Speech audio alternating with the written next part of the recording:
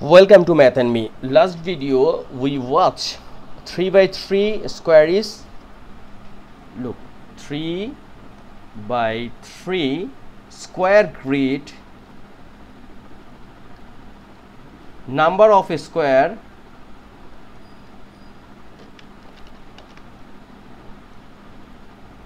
is 14. By this video we will watch 4 by 4 square grid.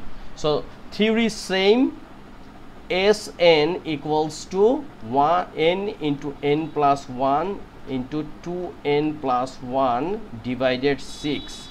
Here n equals to 4. We can put the value here, 4 into 4 plus 1 into 2 into 4 plus 1 divided 6.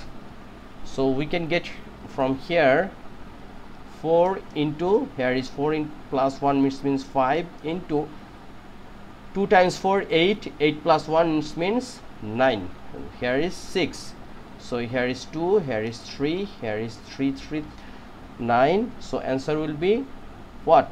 2 times 5 means 10, 10 into 3 it means 30.